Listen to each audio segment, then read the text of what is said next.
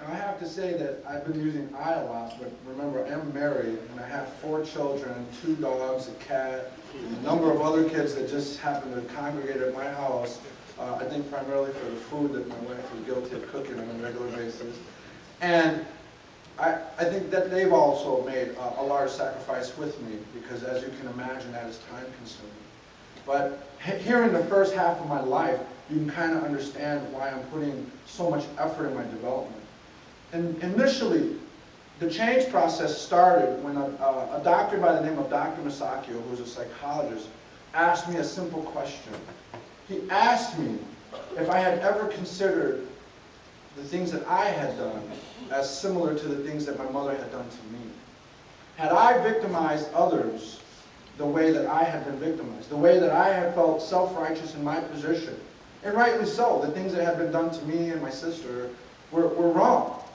And the way that society maybe didn't respond was wrong. I had every right to be in that state of mind. I had every right to be angry. I had every right to feel alone and rejected. What I didn't realize was that I didn't have a right to become a perpetrator of violence, to become a criminal, and to victimize other innocent people, or to even victimize people who maybe in some strange way deserved whatever I was going to do to them. I did not have that right. And so in him asking me that, it started a process that still hasn't stopped. I soon determined right after that question that yes, I had become the very thing that I hated the most. And then I went about the business of trying to understand what I was going to need to do, not only to correct that, but to start giving back because of what I had done. There was nothing I could do to make up for that, as we all know. But I felt that I had to do everything I could in the spirit of trying to do just that. And that's really where my educational goals come in. And that's where my career has come in. Because from the moment I walked out, even before I walked out of prison, I've been volunteering with youth. I started volunteering while in prison to talk with youth on a panel at Racine Correctional Institution. And from there, I kind of found out that I had a powerful voice. And that was new to me because up until that moment, I felt I had no voice.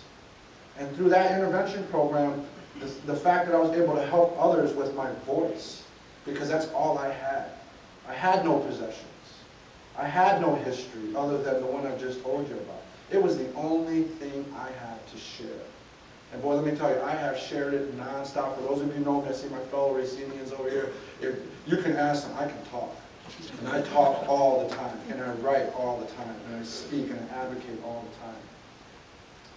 What I decided to do then, because people have asked me, how did you change? How did you do this? And I struggled with that answer for the general public, because it is not as concrete as we would like to think it is, but it is not as abstract as we might think it is either.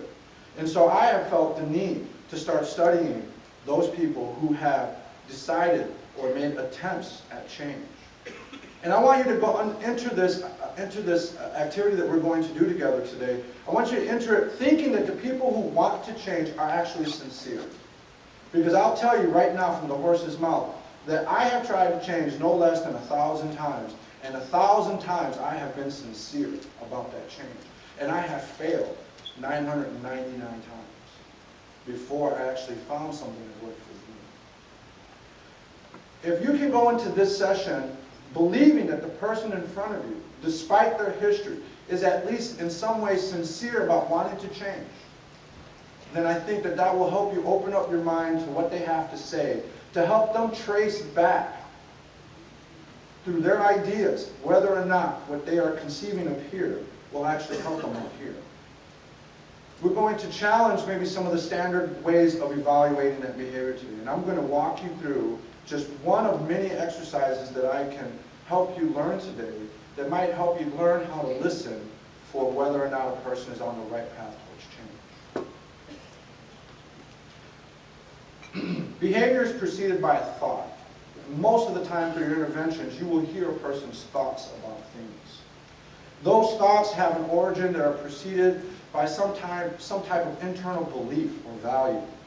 So that thought is given life by what's important to you, what connects you to this place, or what's not important to you, or what you don't feel connected And oftentimes, in our efforts to try to correct some of these behaviors, we may get off track a little bit because we're overly concerned with how a person is behaving.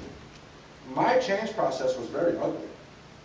I was almost kicked out of the program.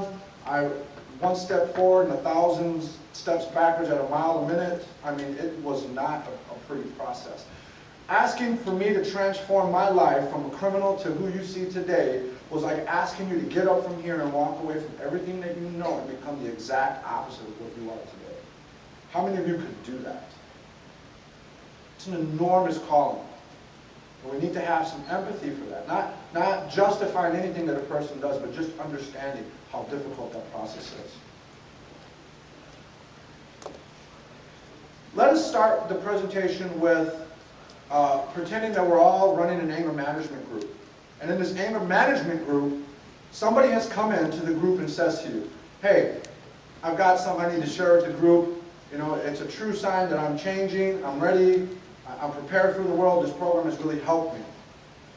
So the guy goes on to start telling us that while he was walking down the hall, some guy that he doesn't even like anyway came into the hallway and bumped into him. And when he bumped into this client, not only did he bump into him, he didn't even bother to say, hey, I'm sorry. He kept walking, didn't look back, and it was clear that this was a sign of disrespect to this guy. So the group is like, well, what did you do? You know, because we want drama. We want to know the dirty details, you know. He says, well, you know, back in the day, you know, I would have smashed this guy. I wouldn't even hesitate, you know, but because of this program, I didn't hit him. I just took a deep breath, counted to 10, remembered, you know, what you guys told me that, you know, think about the consequences, think about the outcome, make a good decision. He followed the plan. And so for the most part, all of us are sitting here clapping and applauding this gentleman's change. And we're going to leave the story there, and then at the end of the PowerPoint presentation, we're going to start to evaluate whether or not there's actually change. It looks like change, but how do you know that it's change?